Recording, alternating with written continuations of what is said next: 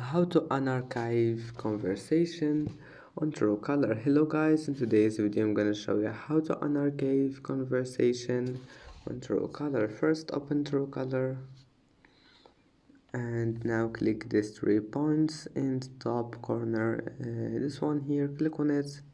Now click archived conversations and here we'll find Spotify or any archived chat.